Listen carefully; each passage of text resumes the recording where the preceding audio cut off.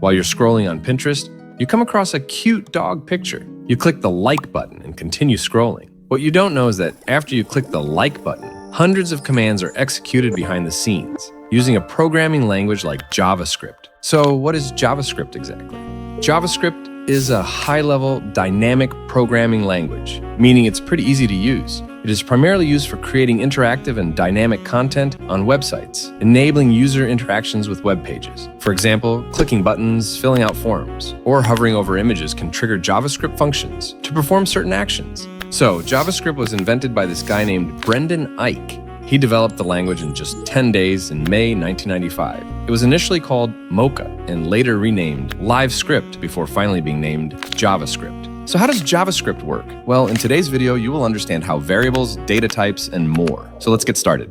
Every programming languages have what they called variables. Think of a variable as a special box where you can store things. Just like you have a toy box to keep your toys in, a variable is a box in a computer program where you can keep information. For instance, let's give this variable a name of my toy. Inside this variable, my toy box, is a blue ball you wanted to store.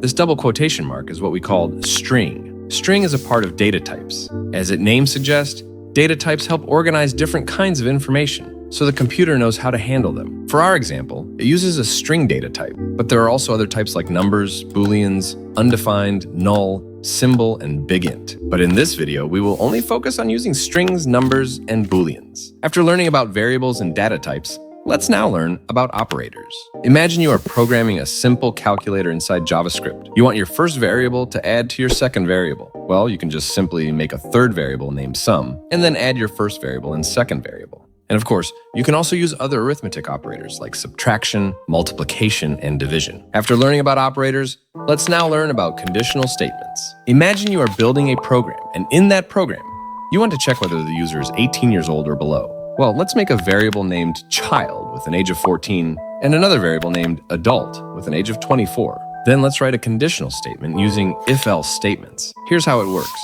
Inside these parentheses is where you put your condition. In our case, we will check if the user is above 18. So we will write a condition to check if the adult variable is greater than or equal to 18. And since 24 is greater than 18, it will log to the console that the user is eligible. But if we change the variable from adult to child, since 14 is not greater than or equal to 18, it will execute the else statement and log that the user is not eligible. This is just a simple example of if-else statements. Conditional statements are used all over the internet. For example, they are used when you are inputting a correct password, checking your balance to see if you have enough funds to withdraw, checking the temperature, validating an email, tracking login attempts, checking stock availability, and more. I know that we covered a lot of concepts today. That's why we created a PDF version of this video. It is free, but we would appreciate it if you want to support the channel. But this is just the basics of JavaScript. There is more to learn, like functions, arrays, and manipulating the DOM, which we will discuss on this channel.